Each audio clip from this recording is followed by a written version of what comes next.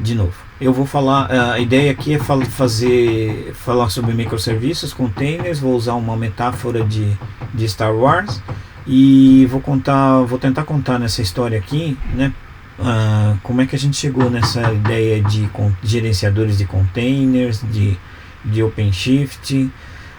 O meu exemplo vai ser todo baseado na tecnologia Java, né, que o banco usa bastante. Mas a gente pode fazer essa analogia com qualquer tecnologia programática, tá? A mesma coisa vai valer para várias outras tecnologias, tá? Só o meu exemplo é que vai ser focado em tecnologia Java, né? Vocês, aquilo que a Maria falou agora há pouco, vocês fiquem à vontade para perguntar no meio da apresentação, por favor. Não esperem eu acabar de falar para fazer perguntas, tá? Pode até, eu gosto que façam perguntas antes, porque isso me direciona e aí eu consigo saber para qual caminho eu devo ir, né? Vou mais para cá, mais técnico, vou mais para lá, mais negócio. Então assim, façam perguntas, tá? Para mim é interessante. Bom, a nossa história começa mais ou menos assim, né?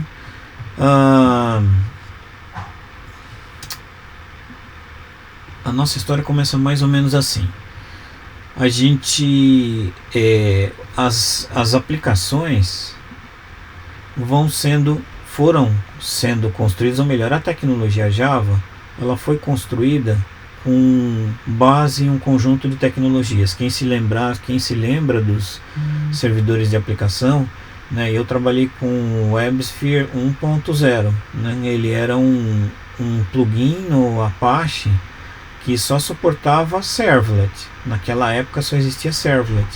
Depois disso vieram JSPs, aí veio toda uma camada de negócio, Enterprise Java Beans, e depois, mais recentemente, a gente teve JPA, e ao redor disso teve APIs para tratamento de XML, de DOM, SAX e SOAP, e mais recentemente REST. Então assim, a tecnologia foi evoluindo. Hoje Java, a gente pode dizer que Java é provavelmente a tecnologia mais completa que existe para o mundo corporativo, né?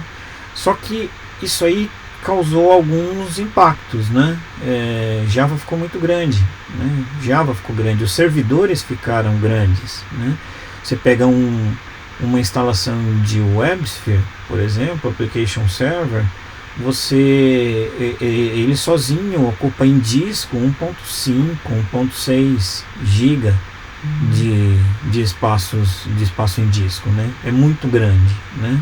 Então tudo acabou ficando muito grande porque a ideia é que as aplicações fossem sendo construídas e cada vez mais a gente tivesse cada vez mais poder de processamento, poder de API, capacidade de tratamento de segurança, escalabilidade. Cada vez mais a gente foi colocando recursos dentro da tecnologia de programação para que ela ficasse mais poderosa, né? Esse foi o caminho mais ou menos que a gente seguiu no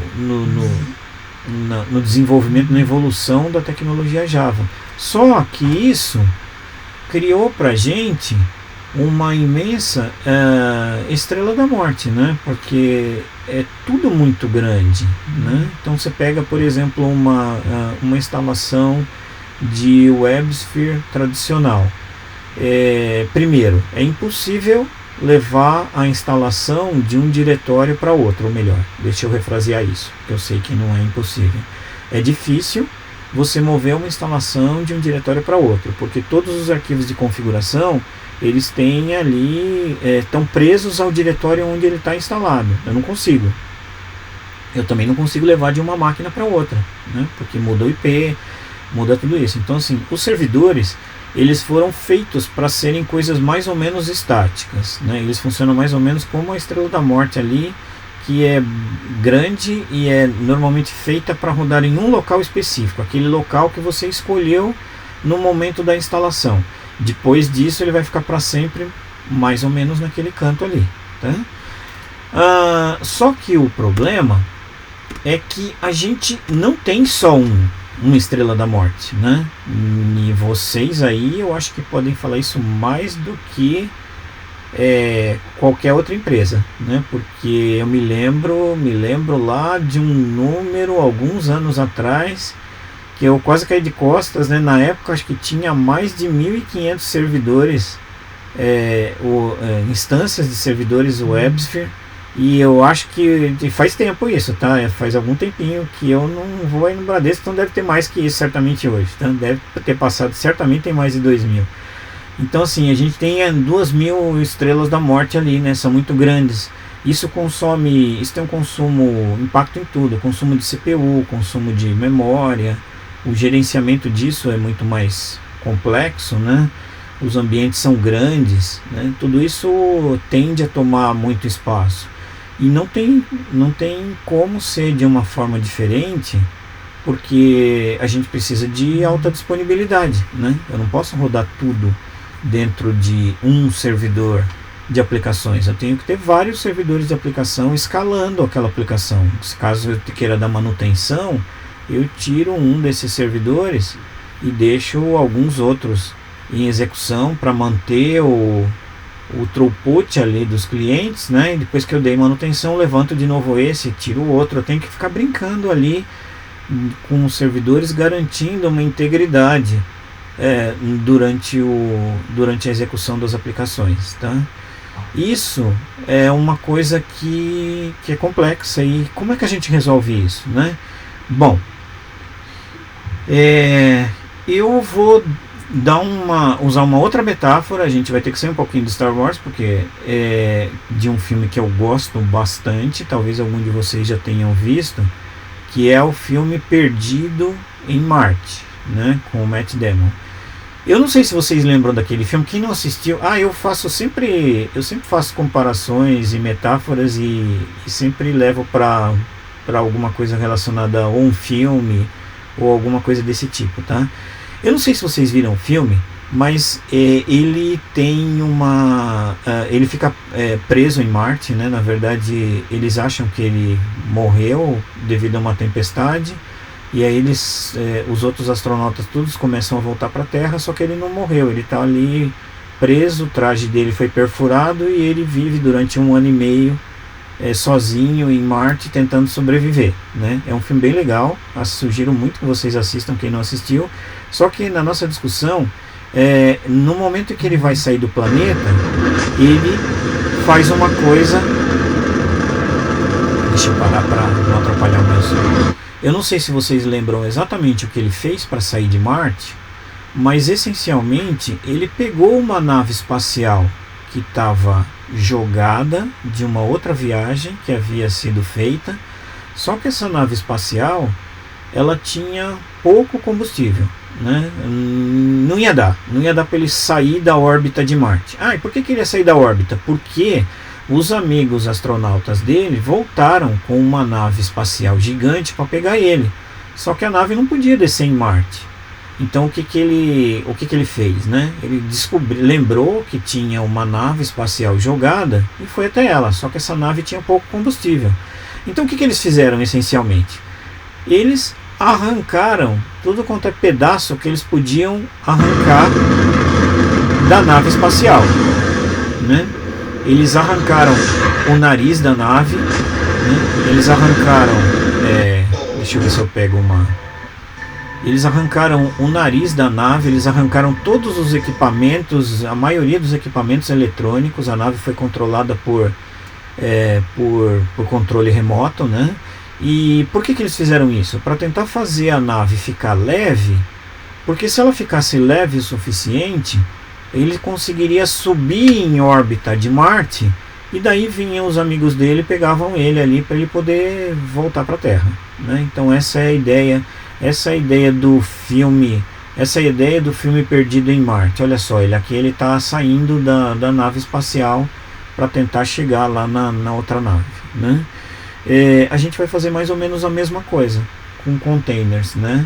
A nossa ideia é a seguinte: a gente vai tentar tirar tudo que for excedente, tudo que não puder ser, tudo que for fundamental para a execução do código em Java, a gente vai manter no servidor de aplicações. Tudo que não for fundamental para a execução, a gente remove deles. E como é que a gente faz então? Ao invés de uma estrela da morte, a gente vai criar um TIE Fighter, igual esse aí, uma nave espacial pequena. Quem gosta também de Star Wars deve lembrar lá que eles conseguiram, com um monte de navinhas iguais a essa aqui, destruir a Estrela da Morte, né? Por quê? Porque eles eram mais ágeis que a nave. Eles conseguiam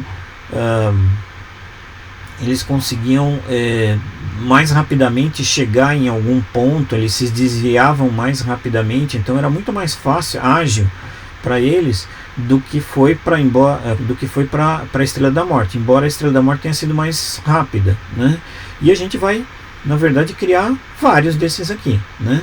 Mas o que são esses? O que são esses TIE Fighters aí? Eles são, vamos pensar da seguinte maneira, né? O que a gente fez pensando no Matt Damon no filme Perdido em Marte? A gente fez uma coisa do tipo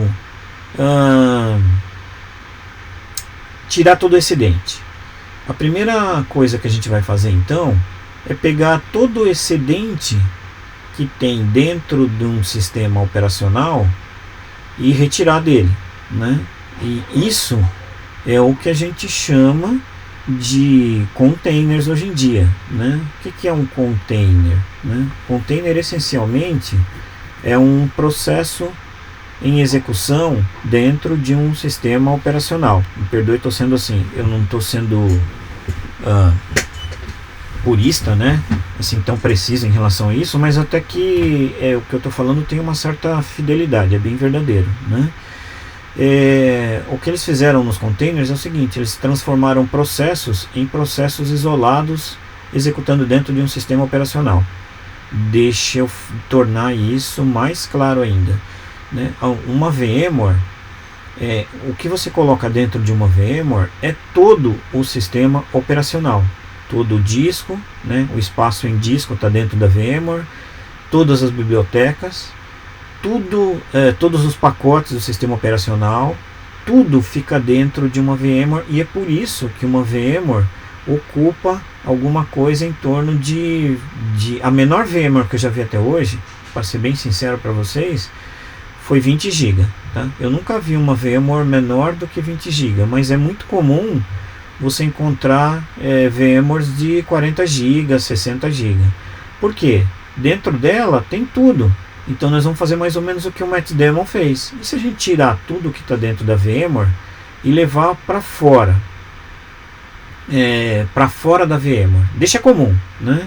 Ou seja, eu não vou copiá-la para dentro, o espaço em disco não vai existir, né? Se eu quiser espaço em disco, eu vou usar um espaço em disco externo, né? Isso aí aqui no ambiente de containers lá a gente vai chamar de persistent volume, né? Não vou entrar no persistent volume, mas a gente vai tirar tudo que está dentro do sistema operacional e deixar ele pequenininho. Esse sistema operacional pequenininho vai se tornar só o processo, só o programa que está executando, né? Só que a gente vai fazer uma coisa: ele não vai ser um programa como é um programa que a gente roda hoje. A gente vai isolar ele do restante do sistema operacional. O que quer dizer isso? Eu não consigo acessar qualquer diretório, eu não consigo acessar qualquer IP e porta, né? Eu não consigo acessar qualquer... eu não tenho acesso ilimitado à memória nem à CPU. Eu reservo uma quantidade de memória, reservo uma quantidade de CPU e um espaço em disco para esse ambiente, operacional que vai rodar o programa, e a isso nós chamamos de container, tá? Uma coisa interessante, uma metáfora interessante que eu já ouvi uma vez e eu acho que tem tudo a ver com o que a gente está falando aqui, um container é como se fosse o Word sendo executado, e uma VMware é como se fosse o Windows inteiro sendo executado. A diferença de proporções é mais ou menos essa, né?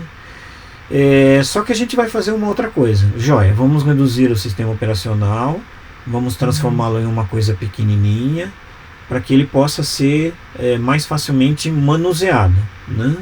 Só que nós vamos fazer um outro negócio. Nós vamos pegar o servidor de aplicações, que hoje, por exemplo, é o WebSphere, e vamos colocar uma outra coisa no lugar dele que a gente chama de micro profile, tá? Eu vou mostrar um slide aqui.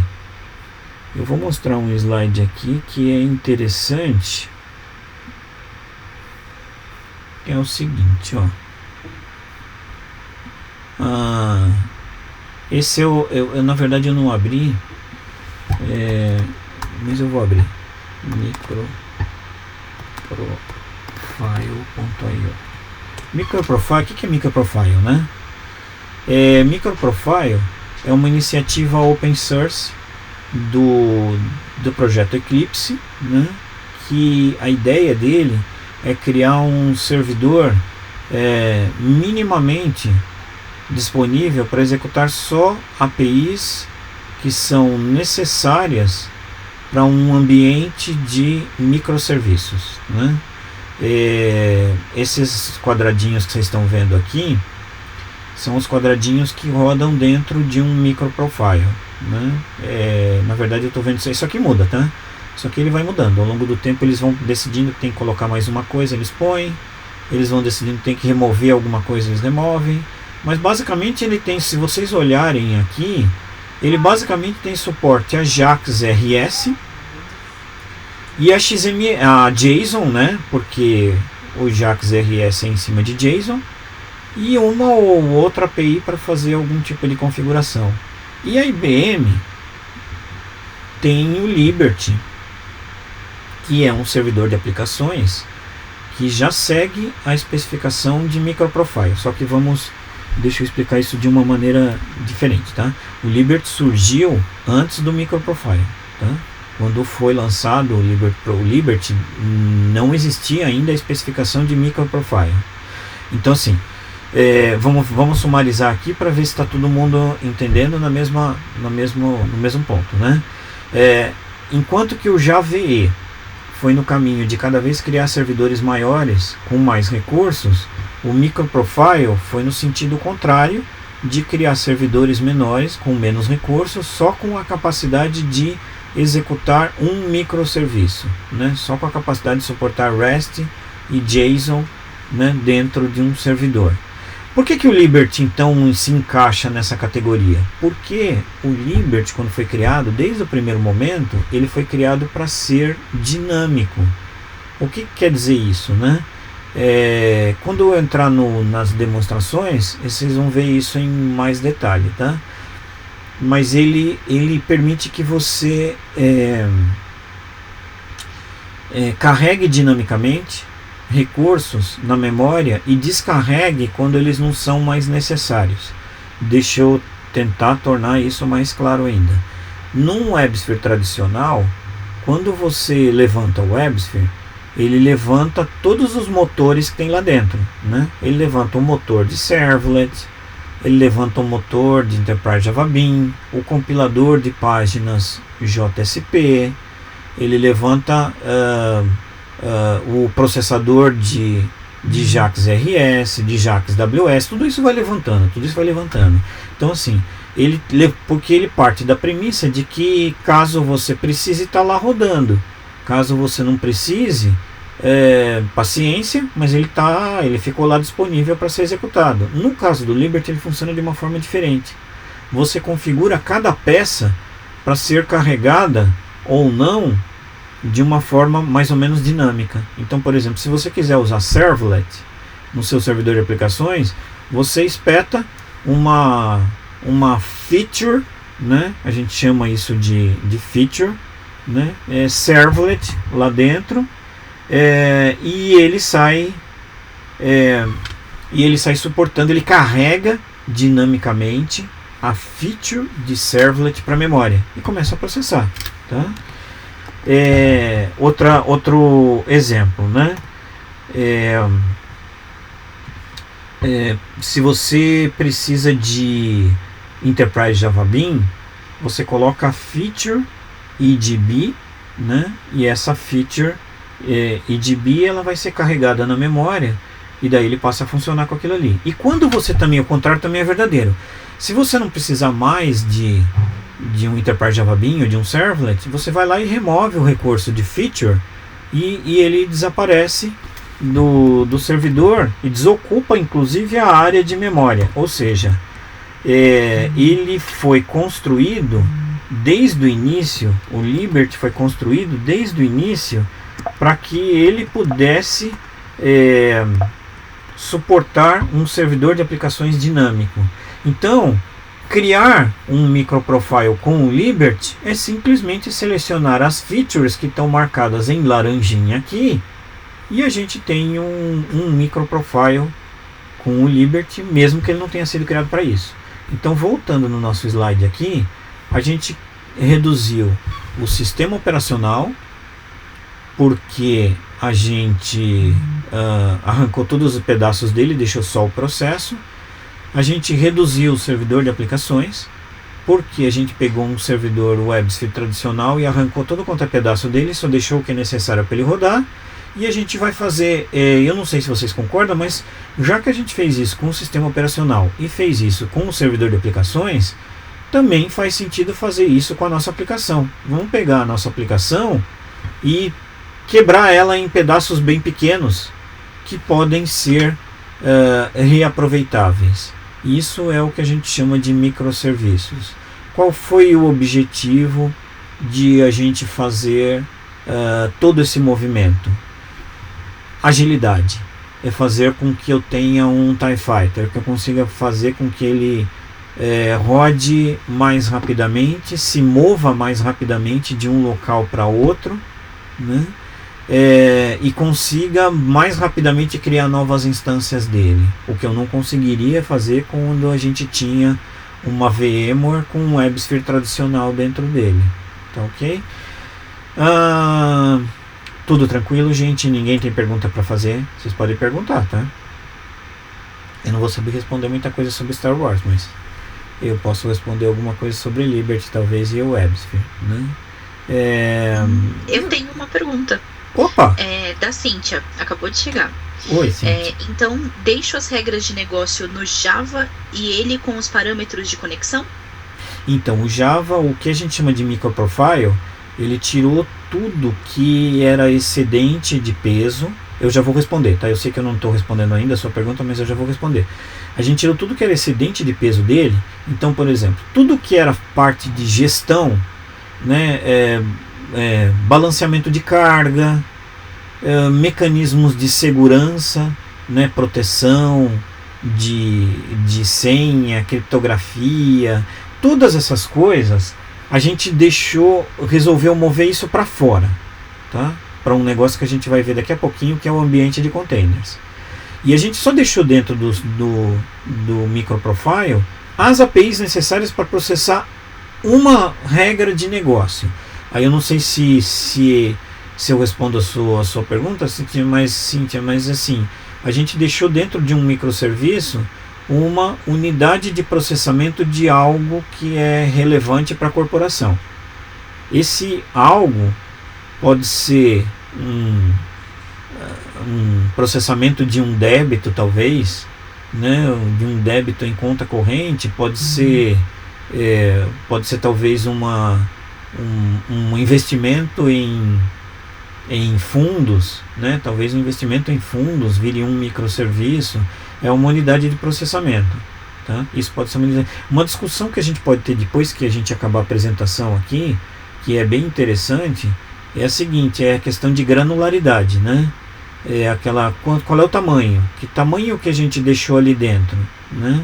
Se a gente deixa muito pequeno, a gente tem mais naves espaciais, fica mais difícil de gerenciar. Mas por outro lado a nave fica mais rápida, né? Se a gente deixa ele muito grande, com muitas funcionalidades, por exemplo, a gente coloca todo o CRUD dentro de um microserviço, ele fica mais pesado, mas ele fica mais independente, porque todo o processamento relativo a débito e crédito em conta corrente está dentro de um único microserviço. Então assim, não tem uma resposta assertiva para isso, tá? E essa é uma discussão que a gente tinha na época em que tinha o SOA, e a gente continua tendo essa discussão com o microserviço. Ou seja, a granularidade se eu aumento muito, fica melhor porque fica desacoplado. Se eu torno ele muito pequeno, fica melhor, porque ele fica mais, mais rápido da manutenção, mas ele fica dependente de outras peças que estão fora dele. Eu não sei se eu respondi a sua pergunta. Sim, te respondi? Ela já sinalizou que entendeu. Joia. Então, assim, é uma discussão, tá? É uma discussão que a gente tem até hoje, tá? Eu não tenho uma resposta para isso. Eu diria para vocês o seguinte, né? Não dá para ter um peso e uma medida, não dá para ter um peso e uma medida para tudo, tá? Eu acho que tem coisas que vocês vão preferir deixar juntos, porque faz mais sentido que seja uma nave espacial mais pesadinha, ou tem coisas que vocês vão preferir tornar ela muito granular, muito pequena, ou porque ela dá muita manutenção, né? Ou porque tem muito problema, ou porque ela evolui muito, né? Uma regra do Banco Central. Talvez faça sentido você deixar só essa regra do Banco Central isolada em um microserviço, porque toda hora o Banco Central manda uma regra diferente mesmo, né? Agora é 10%, agora é 20%, agora a idade é aposentar é tanto, agora não é mais, agora é 50 anos, não é, agora aposenta com 40. Então, como não tem uma regra definida, e como vocês têm que ficar dando manutenção nisso a toda hora, talvez faça mais sentido isolar esse pedacinho de código e deixar o resto dos códigos um pouco mais livres. Mas talvez tenha outros códigos que faça mais sentido que eles sejam maiores um pouco. Tá ok? Continuando aqui então. Tá? Sim. Eu vou falar agora sobre uma coisa que é o exemplo que a gente vai utilizar aqui, que é esse videogame que chama Micro Invader, tá? Eu codifiquei esse programinha aqui e eu vou contar só um pouquinho da história dele, tá? A gente tem tempo, eu vou contar um pouco da história dele. Quando eu comecei a estudar microserviços, eu fiquei, como todo mundo, né? Como todo mundo, ficou com aquela ideia assim, gente, será que se eu pegar um programa que é monolítico e jogar um programa monolítico em um monte de pedaços pequenos, será que isso funciona? Né? Mas eu tinha mais dúvidas ainda, né? Eu falei, será que o negócio não vai ficar inconsistente, do tipo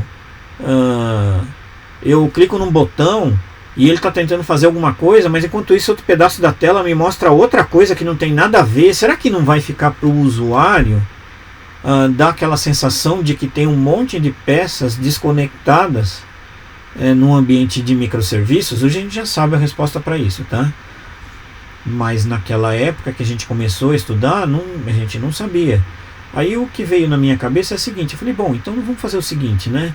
Eu tenho que ter um jeito de visualizar isso, eu tenho que ter um jeito de ver como o sistema operacional, como o programa funciona, né? A única maneira, o único tipo de código que eu conheço que a gente consegue enxergar é um jogo, né? Tudo que acontece dentro de um jogo, aliás, deixa eu voltar um passo, todo mundo tem que concordar comigo o seguinte, criar um jogo é um programa de computador, certo? Um jogo, assim como um sistema bancário de vocês, tem as mesmas estruturas, tem códigos, tem pedaços de componentes que executam. A única diferença do jogo para o sistema, para o Bankline, é que no jogo tudo é visual. No jogo eu não tenho aquela história de vou lá, busco uma informação, volto para a tela e apresento. Eu não fico a maior parte do tempo estático. Eu estou a todo momento processando e a todo momento apresentando. Então eu escolhi fazer um jogo porque ele iria me dar visibilidade de como os microserviços estavam conversando lá por debaixo. E daqui a pouquinho vocês vão ver que isso vai ajudar a gente, tá? Vocês vão ver que o jogo vai mostrar pra gente um monte de coisas que a gente não conseguiria ver se fosse um sistema estático, tá? Aguardem que vocês vão ver que é legal. Como é que esse jogo foi estruturado? Dessa forma que está aqui, ó. Eu criei 3 microserviços. Então assim, o jogador é um microserviço, os inimigos são microserviços e as bombas, que parecem esses pinos de boliche aqui, são também microserviços. Então bombas, os inimigos e o player, né? Originalmente isso aqui era para ser o Space Invaders, tá? quem gosta de videogame, né, sabe que no Space Invaders não é esse bonequinho roxo aqui, mas quando foi para o time de marketing da IBM, eles falaram que eu não podia usar os iconezinhos da Atari, e daí eles falaram que eu podia usar esse bonequinho cor-de-rosa no lugar dos ícones da Atari. É feio, mas a vida é assim, né? Fiquei meio frustrado por isso, mas tudo bem. Esses 3 microserviços são completamente independentes entre si, tá? Então os inimigos, quando estão rodando, quando estão se mexendo na tela, não sabem que existem outras peças. O jogador, quando está se mexendo na tela, também não sabe que tem outras peças. E nem as bombas. As bombas funcionam assim: quando eu mando ela para cima, ela começa a subir indefinidamente, né? Quando o inimigo joga a bomba, ela começa a descer indefinidamente. Ou seja, esses 3 funcionam de maneiras completamente independentes. Mas todo mundo sabe que num jogo existem interdependências. Ou seja, quando uma bomba encosta no inimigo, explode e desaparece, certo? Só que a opção para fazer com que esse sistema ficasse desacoplado foi fazer com que cada peça funcionasse totalmente independente das demais. Aí vocês podem me perguntar, tá bom, mas e como é que eu faço então para saber que teve uma bomba bateu no inimigo? Eu criei um microserviço chamado de colisão, e esse microserviço, o que ele faz é uma coisa muito simples. Ele fica toda hora vindo para cá falando assim: me dá a posição de todas as bombas, me dá a posição de todos os inimigos, me dá a posição do player, e fica comparando 2 coisas. Tem 2 coisas na mesma posição. Se ele falar, opa, tem uma bomba na mesma posição de um inimigo, o próprio colisão vem até aqui e fala, destrói, apaga esse, e vem aqui no inimigo e fala, apaga esse. Ou seja, o inimigo não sabe que alguém desapareceu. Quem sabe é o colisão. E para isso a gente tem um pattern que é usado em microserviços, e talvez você já tenham ouvido falar, né, que se chama eventual consistência. O que a eventual consistência faz, né? Consistência eventual. Ela faz funcionar da seguinte maneira: quando você está rodando um sistema, você opta. Imagine que você tá. Eu vou usar uma metáfora para ficar mais fácil de vocês entenderem, tá? Para ficar mais no mundo que vocês estão, né? Imagina que você vai fazer um débito, né, de uma compra de uma passagem de avião. A compra de passagem de avião, você tem um débito do cartão de crédito e tem uma alocação num assento de avião. Como é que a gente resolve isso? Como é que a gente resolvia isso no passado, né? Tem muitas empresas que resolvem até hoje, tá? Mas como é que a gente resolvia tradicionalmente? XA, né? Transação distribuída. Não sei se vocês estão entendendo o que eu estou falando, mas a ideia é a seguinte: a ideia de XA é que eu inicio uma transação, vou lá, debito do cartão de crédito, vou lá, aloco o assento no avião, qualquer um dos 2 que der problema, eu faço um rollback no nível sistêmico, lá embaixo no sistema, eu faço um rollback e as 2 transações voltam atrás. O problema é que o XA consome demais, né? O XA ele consome muito recurso. Então o que a gente opta por fazer hoje em dia? A gente faz consistência eventual. Como é que isso funciona? Eu vou lá e mando debitar do cartão de crédito. Só que na hora que eu mandar debitar do cartão de crédito, eu crio um código que eu chamo de Correlation ID. Ou seja, um ID de correlação, né? Um número 1, 2, 3, 4, 5, 6. Eu vou lá, mando debitar do cartão de crédito e passo 1, 2, 3, 4, 5, 6. Aí eu vou lá e mando alocar o assento no avião e passo 1, 2, 3, 4, 5, 6. Cada vez que eu fizer uma nova transação, eu vou lá e passo um código que é o mesmo para cada um daqueles pedacinhos. E vou embora. Esquece.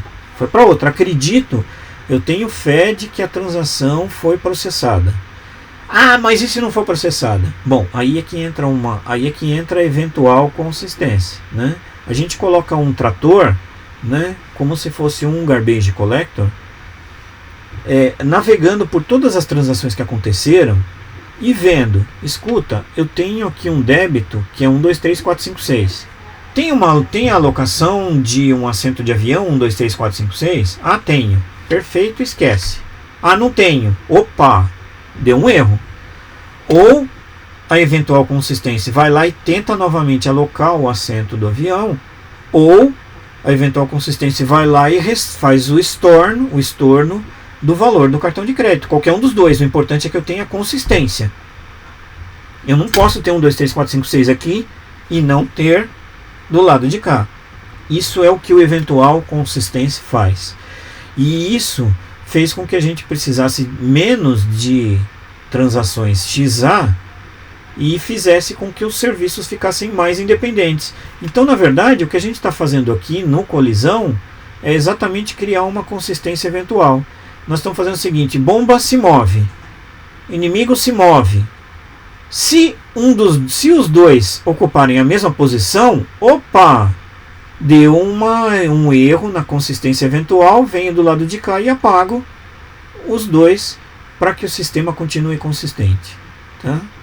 Essa peça que tem aqui, que é o Space, também tem um pattern que é muito utilizado em microserviços, que eu detesto o nome dele, mas eu vou ter que falar para vocês, porque todo mundo só associa esse nome com ele, que é chamado de BFF. Ele se chama Back-End for Front-End. Se vocês entrarem lá no LinkedIn, vocês vão ver que eu escrevi um artigo inteirinho só criticando isso aí, tá? Porque BFF não existe, né? BFF foi escrito em 1995 pelo Eric Gama e os 4 amigos como sendo Facade, né? Que foi traduzido, que era uma palavra em francês e que depois foi traduzido para o inglês em Facade, porque o americano não sabe escrever C cedilha. Então assim, o Facade é o cara que é uma fachada para um conjunto de componentes que estão atrás dele. Então esse componente Space, ele é o componente que interage com todos os outros microserviços, fazendo tudo o que for necessário para a interface, para a camada de apresentação ser mais simples, né? O nome Facade funciona mais ou menos quando você... eu sei que é difícil de visualizar isso, mas o nome Facade veio por causa de uma fachada de prédio. Quando você olha para frente de um prédio de fora, você não consegue entender toda a complexidade que está lá dentro. Lá dentro tem vários escritórios, vários andares, várias pessoas fazendo cada uma coisa diferente, mas quando quem olha de fora só consegue enxergar o prédio em si, né? É daí que vem o nome Facade, de fachada, fachada mesmo, fachada de prédio, tá? Então esse cara que está aqui, que é o Space, é um cara que faz com que fique mais simples e a interface de usuário não precisa interagir com nenhum desses outros 4 aqui, tá? Então todos os componentes que vocês estão vendo aqui dentro são componentes que são partes de uma arquitetura orientada para microserviços, tá? Vamos continuar um pouquinho. Já falei sobre isso, né? Por que que o menor é melhor, né? O menor é melhor pelo seguinte: uma situação que acontece com uma certa frequência dentro de um ambiente de containers é algo ser destruído e um novo ser recriado. É que nem lá no Star Wars, né? Lembra lá no Star Wars, assim, quem assistiu o filme lá via que volta e meia uma navezinha daquela explodia, né? Ninguém parava nem para ver, porque era um ator coadjuvante, não era o Luke Skywalker que explodia, né? Graças a Deus, tal.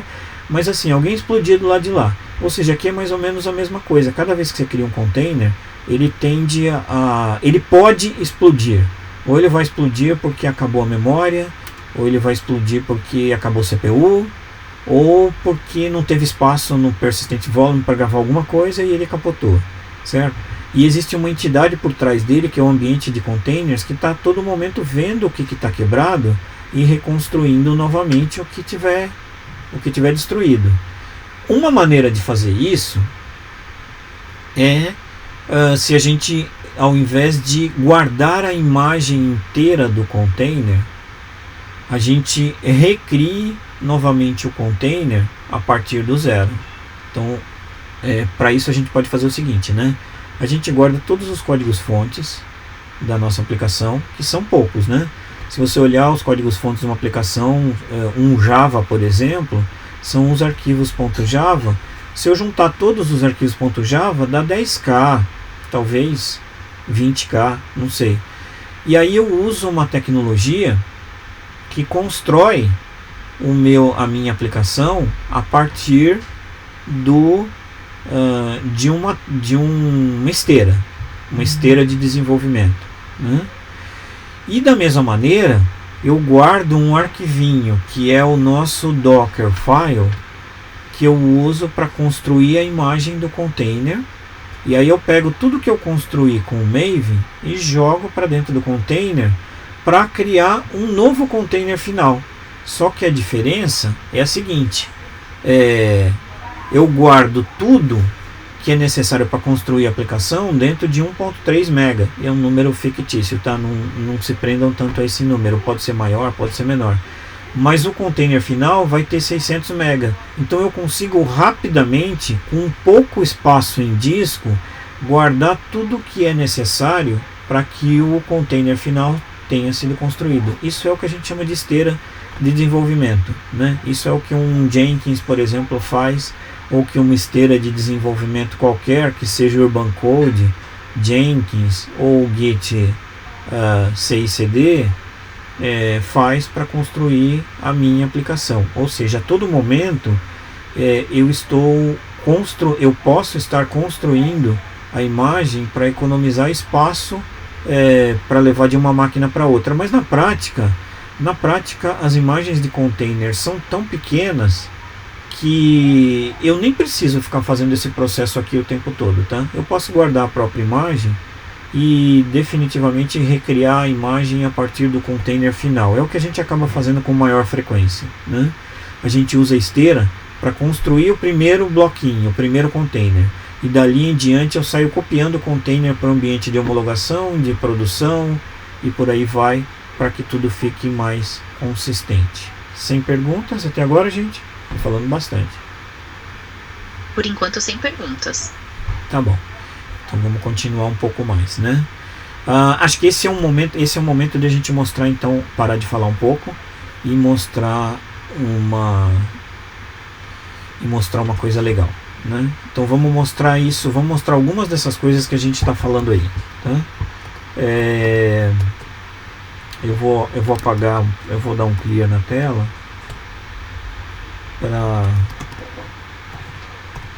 para não parecer muito cheio de coisas, tá?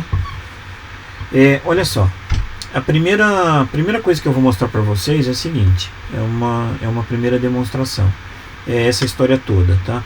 Dentro dessa demo 1, eu vou apagar esse diretório target e vou apagar todos os diretórios targets que estão dentro de cada um dos componentes do videogame, né? Talvez vocês, eu vou já responder o que isso aqui significa, tá? Space, me apaguei.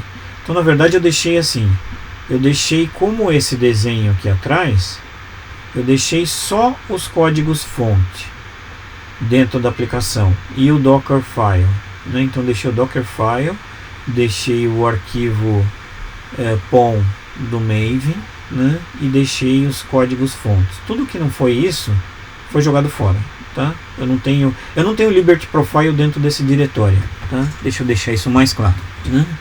Quando eu rodo uma solução como o Maven, por exemplo, o que ela faz, né? O Maven tem a capacidade de buscar. Eu não vou ficar tanto tempo aqui assim não, porque isso acho que não vale a pena ficar focado nesse cara. Mas o Maven, na verdade, o que ele faz? Ele resolve todas as dependências, ele traz todas as bibliotecas, compila todos os códigos Java, só que ele faz uma coisa legal no nosso caso específico. Ele tem a capacidade de montar um servidor Liberty Profile, ou qualquer outro, pode ser um Tomcat, por exemplo, mas a gente vai usar o Liberty no nosso caso. Ele monta o servidor do Liberty Profile do zero, ou seja, quando eu executar esse script aqui, esse script on, o que ele vai fazer, né? Ele vai se conectar com um servidor onde existe o Liberty Profile, baixar a minha instância inteira do Liberty. Mas como é que ele vai conseguir fazer isso? Porque o WebSphere tradicional ocupa 1.6 GB espaço em disco, o Liberty 250 MB por aí, em torno espaço, algo em torno disso, tá? Se você pegar um micro profile, ele ocupa bem menos espaço ainda, né? Uns 100 MB, 150 MB talvez, você já consegue baixar um servidor. Então ele vai se conectar com o servidor, vai baixar todo o servidor da aplicação, vai compilar todos os códigos, vai baixar todas as bibliotecas que tem dependência, montar um bloco, um WAR ou EAR, e jogar esse bloco para executar dentro do servidor de aplicações. Olha só, isso a gente faz com uma linha de comando, tá? Em uma única linha de comando ele vai fazer isso. Eu não vou mostrar, não vou conseguir mostrar porque isso é tão rápido, né? Mas olha aqui, ó, naquele momentinho que ele deu uma paradinha, ele foi lá buscar o Liberty, baixou, acabou, tá? Acabou. A gente levou 8 segundos para fazer tudo, para trazer o Liberty, né? Trazer a instância do Liberty, e construir o Liberty, compilar cada um dos códigos e montar os códigos lá dentro. Eu duvido que isso está feito. Vou mostrar para vocês, olha só. Na hora que a gente compilou isso, ele gerou um diretório target. Dentro do diretório target, lembram que eu apaguei esse diretório target, certo? Todo o Liberty Profile está aqui dentro, ó. Todas as bibliotecas dele estão aqui, ó. E mais, quando ele criou, ele criou um servidor, e dentro do servidor ele jogou todos os blocos da nossa aplicação. Então isso é uma coisa que a gente lá no já foi falado pelo Martin Fowler, né, uma vez. A ideia é de integração contínua, continuous integration, continuous delivery, né? O Martin Fowler, eu não sei se vocês já ouviram falar dele, devem ter ouvido certamente. Martin Fowler é um cara esperto, tá? Ele é um cara que era originalmente desenvolvedor, daí ele virou um arquiteto, só que tudo que ele fala, eu gosto das apresentações dele porque ele não fala conjectura. Ele vai lá e cria um código para mostrar que aquilo é verdade. Então eu gosto muito dele por causa disso, né? Ele não fala só teoria, ele mostra que aquilo na prática é verdadeiro. Por isso que ele é extremamente respeitado.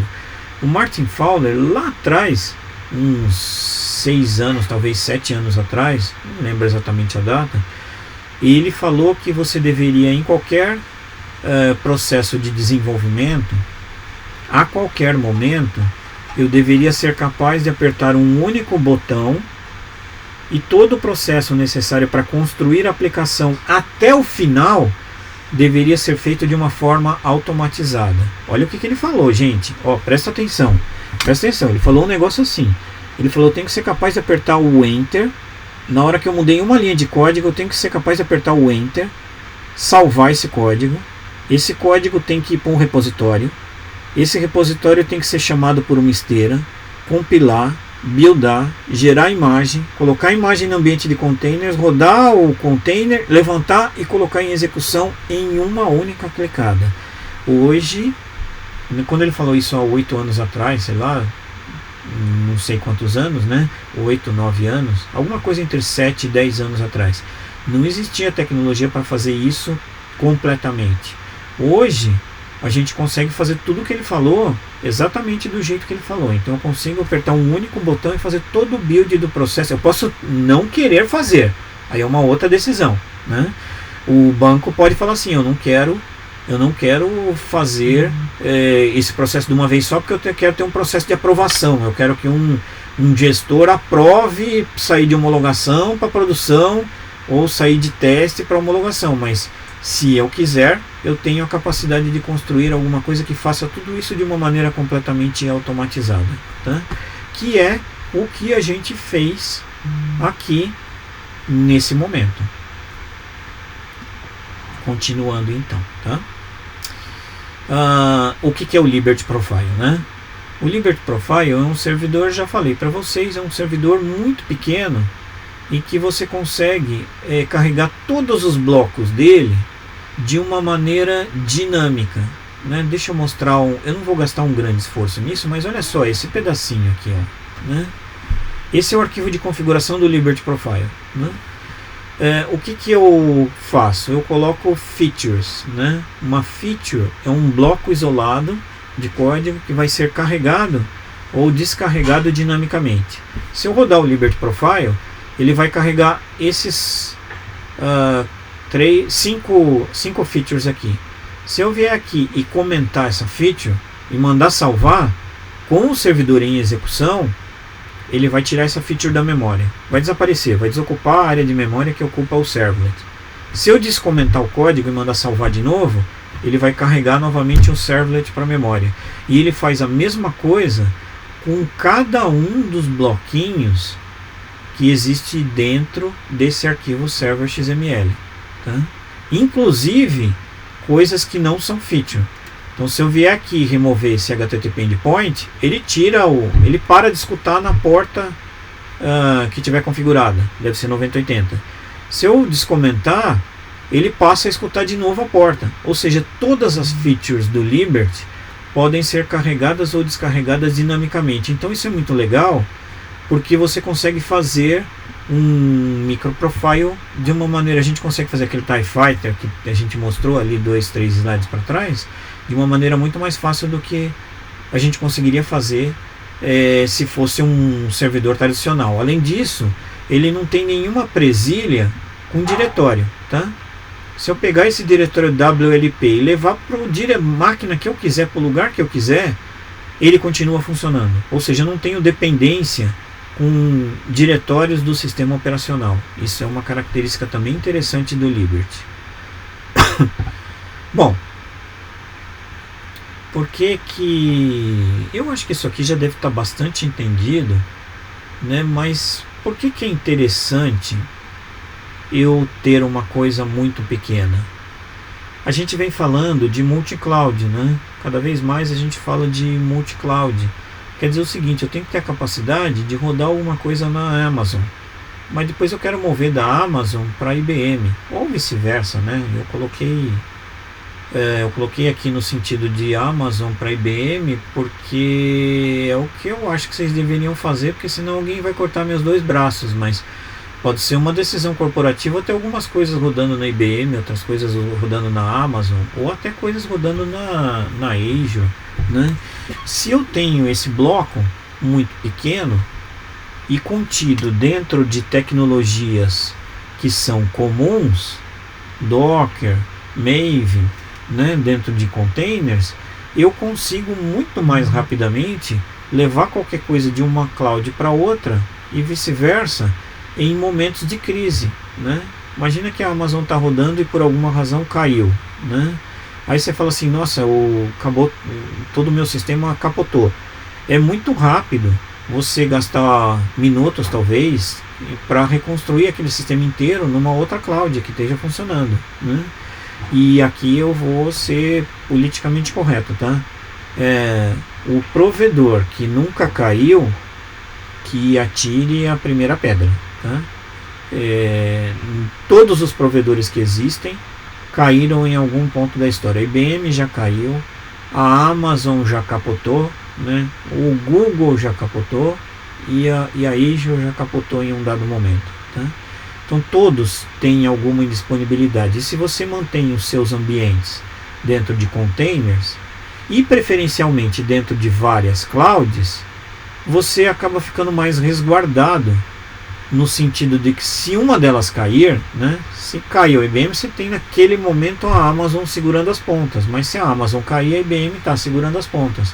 Você vai ter, isso é o que a gente chama de uma estratégia multi-cloud, tá? E por isso é importante que tudo seja muito pequeno.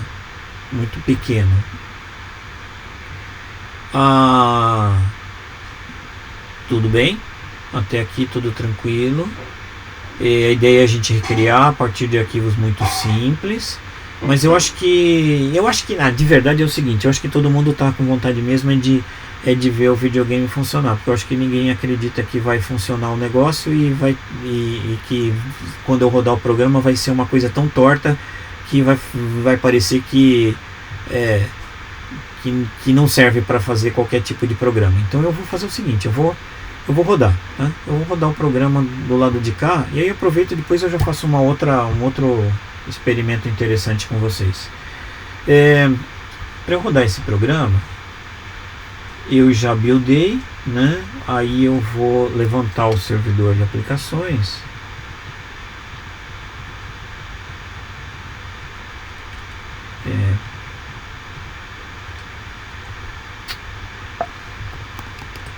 Vou levantar o servidor de aplicações.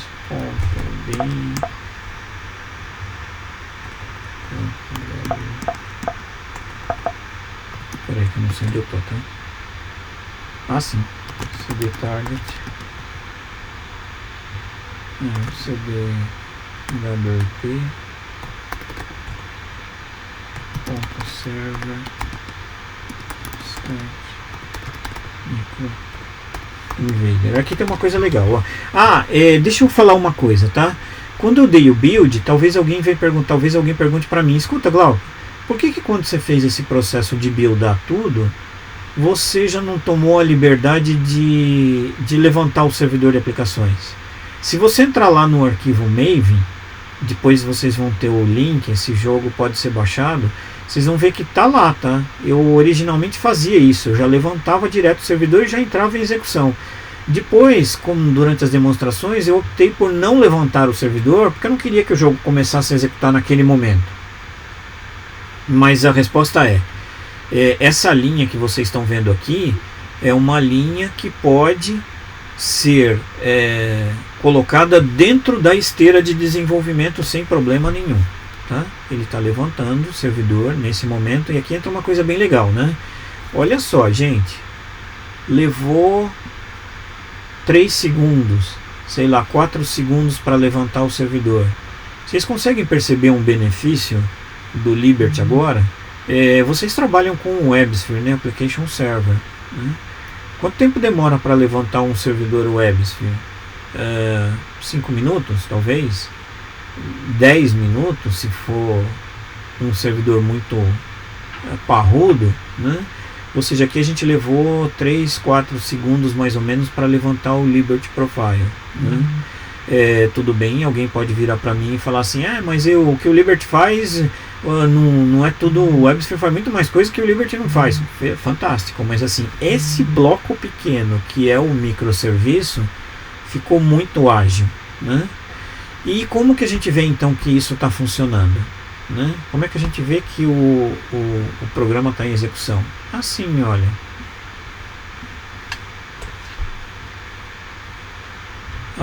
Olha que coisa bacana, ó. Esse é quando eu tenho um conjunto de teclas para mover. Quando eu atiro uma bomba, às vezes quando eu faço a apresentação, eu tenho vontade de ficar jogando ele, mas aí eu lembro que eu estou no meio de uma apresentação, então daqui a pouco eu vou parar, tá? E quando eu jogo a bomba, se vocês repararem, quando a bomba encontra uma peça lá em cima, ela termina, ela explode a peça, né? Olha só, pode ver que vai desaparecer. E se uma bomba que está descendo me atingir, o jogo vai acabar. Eu vou acabar com o jogo, tá? Eu vou acabar com o jogo propositalmente, só para vocês verem. Infelizmente não teve aquela coisa fantástica de sons e barulhos e e o Lost e tal, porque eu não coloquei isso dentro do jogo, porque o objetivo dele era ser didático, né? Os códigos fonte dele são bem enxutos, só para a gente mostrar recursos. Mas se eu apertar 0, por exemplo, o jogo começa de novo e eu consigo novamente começar a jogar. Mas uma coisa importante é a seguinte, ó. Lembram lá que eu falei aquela história de, será que dá a sensação para o usuário? Será que um aplicativo baseado em microserviços dá a sensação para o usuário de que tudo está integrado? Eu não sei o que vocês acham, mas eu, quando vejo o jogo funcionando, me dá a sensação, não parece que isso é um jogo que é formado por um monte de componentes que não tem nada a ver uma coisa com a outra, né? Ele parece um jogo bastante consistente, né? Esse é o primeiro ponto, tá? Eu vou deixar ele ali quietinho e vou voltar para nossa apresentação, né? Bom, vamos lá, né? Um dos motivos de a gente ter construído, um dos motivos de a gente ter ido para uma arquitetura baseada em microserviços é que a gente tivesse um sistema mais resiliente. O que é um sistema ser resiliente, né? É um sistema que eu consiga funcionar na maioria das situações melhor, mesmo quando o processo, quando o programa quebra em algumas partes. Deixa eu refrasear isso porque eu acho que nem eu entendi o que eu falei, mas é mais ou menos assim, ó. Quando você cria um sistema monolítico, se alguma peça do sistema monolítico quebrar, o seu sistema inteiro capota e tudo para de funcionar. Ponto final. Quando a gente cria um sistema baseado em microserviços, a nossa ideia foi quebrar os microserviços em blocos menores. E quando a gente quebra esse microserviço em blocos menores, a gente pode dar manutenção em um único microserviço e espera que os outros microserviços continuem funcionando. Então, pegando o caso do banco, né? Vamos supor que alguém esteja fazendo uma manutenção no sistema de financiamento bancário. Qualquer pessoa que tentar acessar o sistema do financiamento bancário naquele segundo vai ter uma disponibilidade. Mas todo mundo que conseguir tentar fazer um débito, um crédito ou uma aplicação na poupança, ele vai conseguir executar, porque esses subsistemas, esses microserviços, esses módulos continuam em execução, né? Nós estamos indo num grau mais modular ainda do que módulo, né? Eu posso tirar uma pequena funcionalidade afetando minimamente o resto e deixando o resto rodar. Mas acontece que o pessoal foi além, né? Hoje em dia existem tecnologias que são chamadas de engenharia do caos, por incrível que pareça, né? E o nome que eles dão para isso é Chaos Monkey, né? Por isso que tem esses macaquinhos aqui, né? A ideia é a seguinte: a ideia é você provocar quebras no seu sistema para que você consiga medir qual é a sua resiliência, né? Isso pode parecer uma coisa insana, mas tem algumas empresas que provocam o Chaos Monkey, inclusive em ambiente produtivo, tá? Durante o horário de ambiente, ele vai lá e mata alguma coisa para ver se o ambiente consegue se voltar sozinho. Se o ambiente não conseguir se voltar sozinho, logicamente ele vai rapidamente fazer o sistema voltar, mas alguém vai tomar o cuidado de fazer com que aquele sistema se torne mais resiliente. Aí a gente consegue ver resiliência, a resiliência aqui no nosso jogo, em execução? Eu acho que consegue, quer ver só? Eu vou mostrar para vocês o que a gente está falando de resiliência.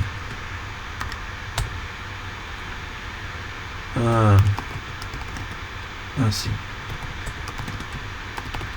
Vou mostrar para vocês o que a gente quer dizer com resiliência. Ó, eu vou jogar esse cara aqui. E vou fazer isso aqui.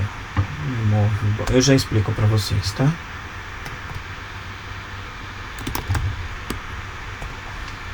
Tá bom. E vamos pegar o nosso jogo que está aqui e vamos botar ele para rodar, ó.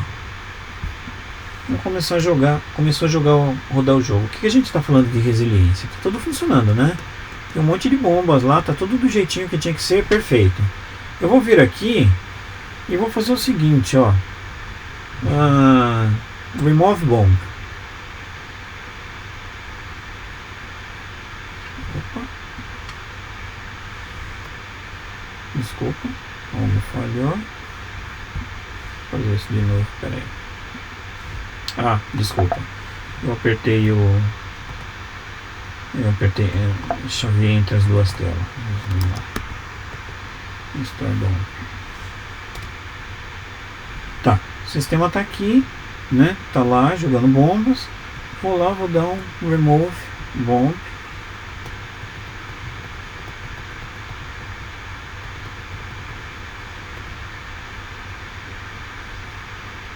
Opa, não consigo. Eu estou com dificuldade de chavear de uma janela para outra. Desculpa.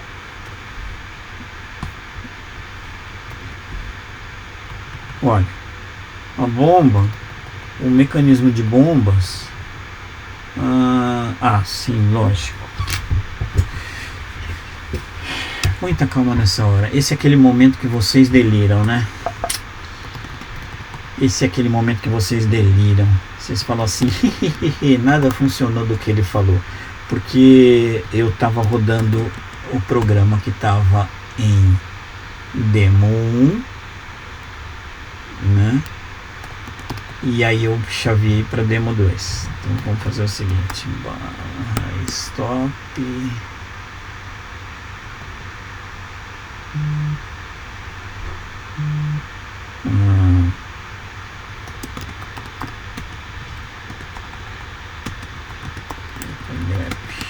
Já vou fazer uma coisa que eu adoro fazer,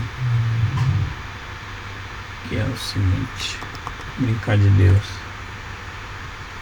Opa. Não, 5.2. Já retorno. Pronto, tá lá. pwd cd.com cd demo 2 Maven install. Vou explicar o que estava acontecendo. Eu estava rodando, rodei a demonstração que estava dentro do diretório 1, demo 1, né? E aí eu tentei chavear para outro diretório, mas na verdade era outro servidor de aplicação, não era aquele mesmo, né? Agora eu chaveei para demo 2, rodei o jogo começou do zero de novo, e aí eu vou chamar o remove bomb.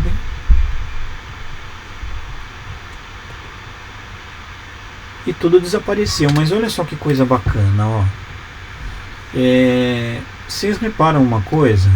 O jogo continua tudo funcionando, né? Aí vocês podem falar assim, puta, mas que coisa mais inútil, né? Um jogo sem bomba não tem atrativo. Fantástico, ele não tem atrativo, mas ele continua funcionando, né? Isso é que é importante. Eu consigo ter outras funcionalidades do jogo ainda operando. E se eu for lá e der o restore bomb,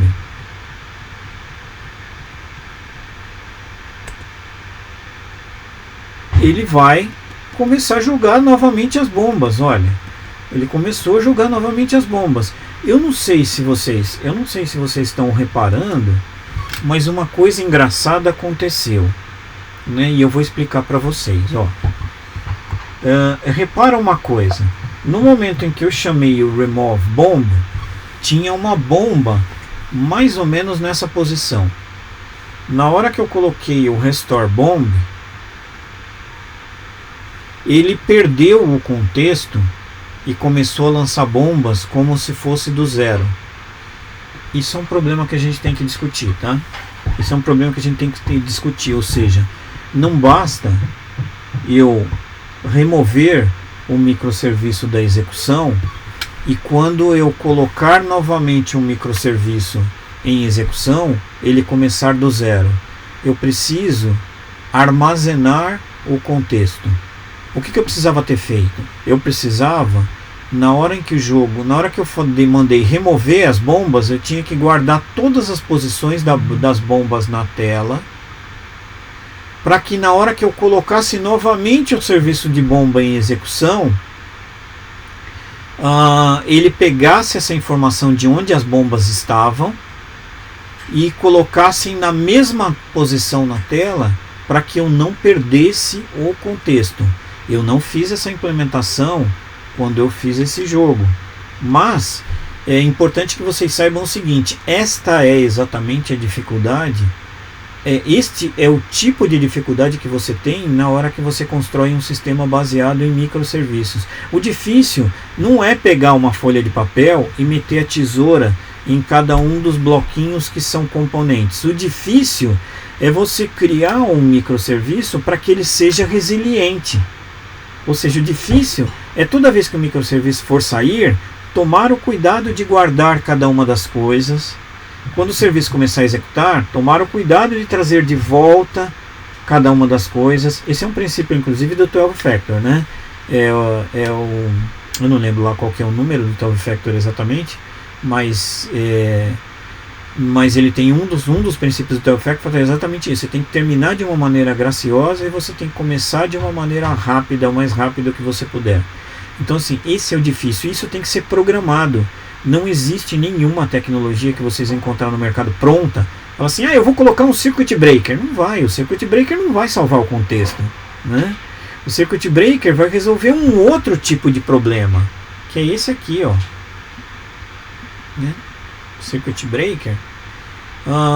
Eu vou pular umas telas e daí eu volto para aquelas anteriores lá. O circuit breaker vai resolver esse tipo de problema aqui, ó. Sim, antes de eu começar a rodar, isso é uma gravação, tá? Porque é muito complicado para o meu cérebro limitado montar duas estruturas. Eu tenho um programinha rodando com circuit breaker, né, que está aqui, e um programinha rodando sem circuit breaker do lado de cá. Então vocês vão ver a diferença entre os dois, né? E aliás, os códigos fontes de todos eles, com circuit breaker e sem circuit breaker, também estão num dos QR codes que vocês vão ter lá no final, né, para baixar o jogo. Mas repara numa coisa, ó, fica olhando para a imagem na tela. Eu não sei se vocês conseguem ver. Eu vou tentar parar na hora que acontecer. Vocês conseguem ver buracos na tela? Do lado de cá, com o circuit breaker, não tem buracos na tela. Os dois videogames estão sem as bombas. Então os dois videogames têm um pedaço faltando. Mas o da direita, ele funciona mais, o termo técnico para isso é smooth, né? Ele funciona mais suave, né? Veja que não aparece nenhum buraco no jogo da direita, mas no jogo da esquerda, volta e meia, aparecem buracos, né? O que são esses buracos, gente? Eu vou explicar. Opa. O que são esses buracos aqui, ó?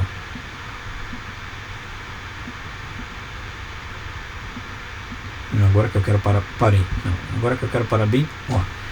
O que são esses buracos aqui? Buracos são os seguintes.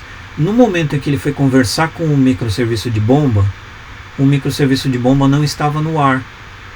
E daí ele levou um tempo para identificar que aquele serviço não estava no ar, né? Demora um tempo para os protocolos TCP/IP identificar que a conexão falhou. Enquanto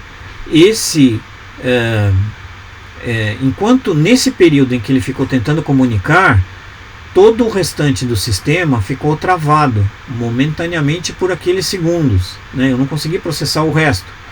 E só que um jogo não perdoa, porque ele quer que você represente na tela na hora em que a coisa está acontecendo. Do lado direito, o que acontece? Tem um circuit breaker, né? E esse circuit breaker, o que ele fez foi o seguinte: ele identificou que as bombas não estavam no ar, ele desconectou o serviço e ficou por um tempo ali desconectado. Aí ele conectou de novo e tentou de novo chamar o serviço de bomba e viu que estava fora do ar de novo, desconectou de novo. Então, na verdade, a diferença do lado esquerdo para o lado direito é que do lado esquerdo, esses buracos que aparecem, eles são buracos causados pelas falhas de processamentos causadas pela comunicação TCP/IP deficiente. E já o do lado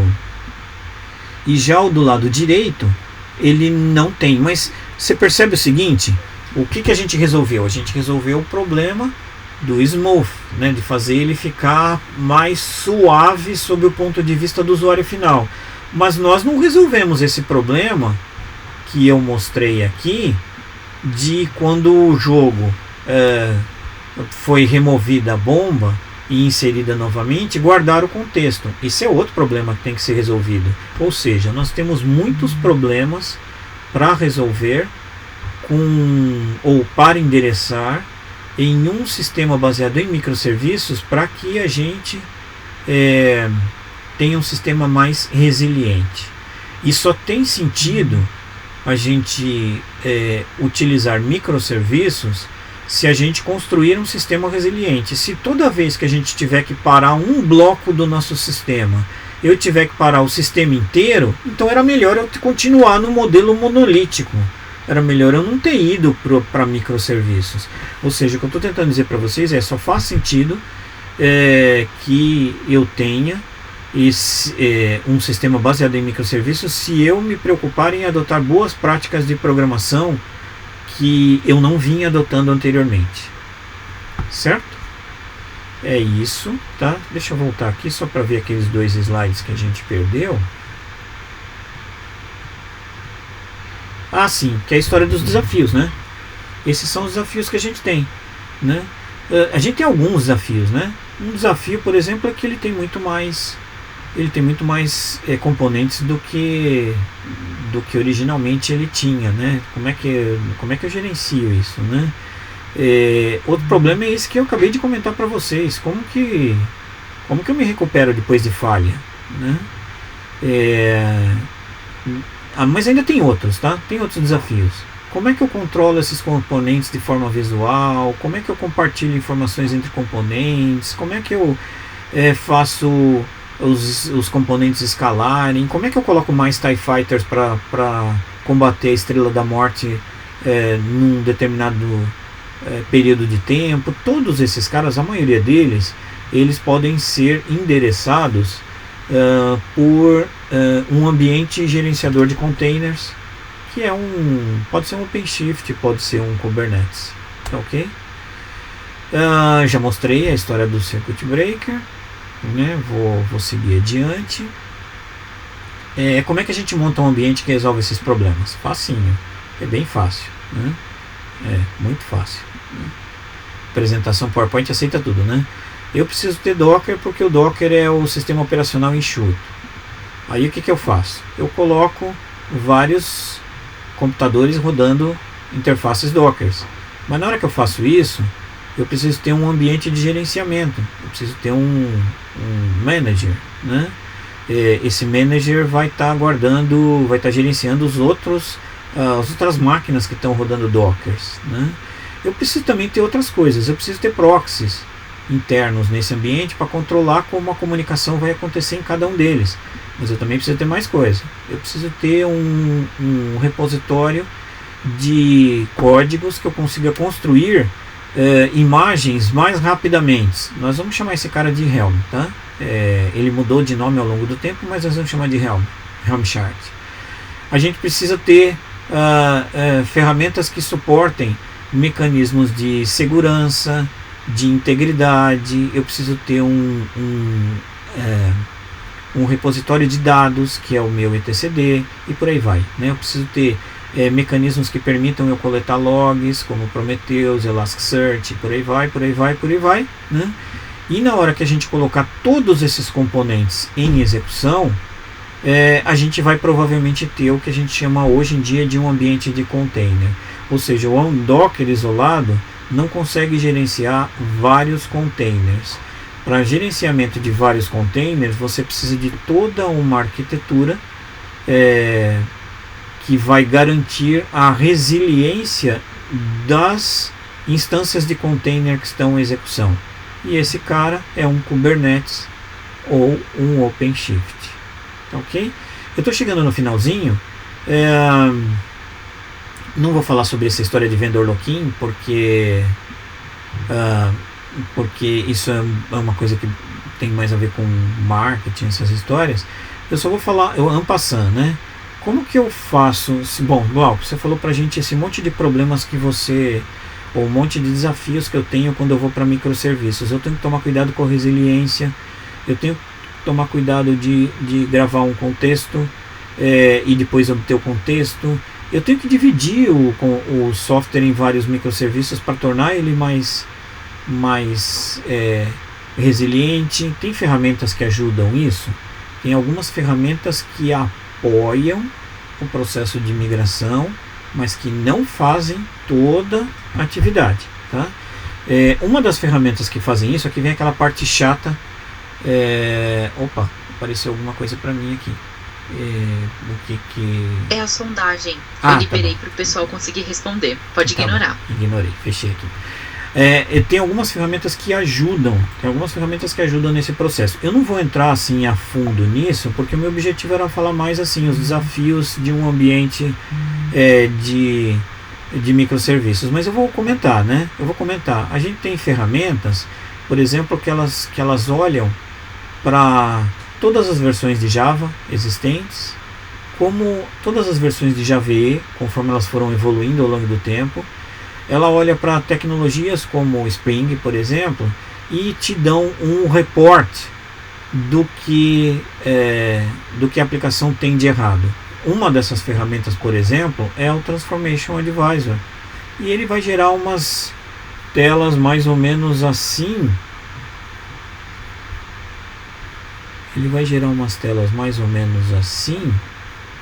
Né?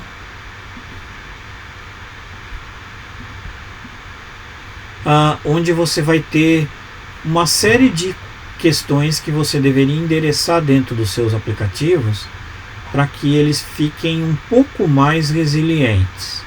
Ele não resolve todos os problemas, tá? Ele te dá uma ideia de coisas que ficam mais resilientes, tá? Ele tem várias visões, né? Como que ele funciona basicamente? Você roda ele dentro de um servidor de aplicações, ou você passa para ele programas e ele vai te fazer uma análise. Ele vai fazer o papel, por isso que o nome dele é Transformation Advisor. Ele vai fazer o papel de advisor. Ele vai te falar, vai fazer o advisor. Tá errado aqui, tá errado ali, mude aqui, mude ali. Ele não vai mudar nada, tá? Ele não vai mudar nada. Ele vai esperar que você mude. Mas a gente também tem uma outra ferramenta, que é o Mono2Micro, que eu também não vou explorar aqui. Mas o Mono2Micro ele faz o seguinte: ele analisa a aplicação e entende como os componentes estão correlacionados, né? Então ele mostra uma estrutura de hierarquia, e daí ele permite até que você quebre essa hierarquia em microserviços, mas também não é preciso, porque olha só, esse cara ficou solto, né? Ele não sabe o que é esse cara. Eu tenho que manualmente vir aqui e selecionar ou criar uma partição, né, qualquer, para que esse componente passe a ficar dentro de um conjunto de outros. Ou seja, resumindo, o que eu estou tentando dizer é que você tem que vir aqui e falar: eu quero que esse conjuntinho aqui seja um microserviço. Esse conjuntinho aqui vai ser outro microserviço. Alguns ele identifica, porque eles estão se comunicando, é natural. Então é natural que isso aqui vire um microserviço, é natural que isso aqui vire outro. Mas outros ele não consegue. Esses aqui ele não conseguiu identificar e ele não sabe onde vai colocar isso. Então também é uma ferramenta que te apoia na migração para microserviços. Ambas são parte do portfólio da IBM, mas nenhuma delas é assertiva, tão assertiva quanto seria o desenvolvedor sentado olhando para o código fazendo a migração. Eu acho que é basicamente isso, gente. Eu vou mostrar eu vou mostrar alguns QR Codes, vou deixar aqui, né? E era essa conversa que eu queria ter com vocês, gente. Eu estou finalizando. Eu vou abrir o espaço se vocês quiserem fazer mais perguntas, né? E para a gente conversar mesmo. Um desses QR Codes aqui é o site onde tem todos esses códigos fontes aqui, mas se vocês o meu site é microinvader.com.br. Lá no site Microinvader tem a explicação, tem essa explicação de como funciona a topologia, tudo isso que eu falei aqui, né, das bombas e tal, e tem um GitHub, né, para você baixar todos os códigos dessa demonstração que eu fiz aqui. Vou abrir o espaço para vocês perguntarem, gente, e vou parar de gravar, tá?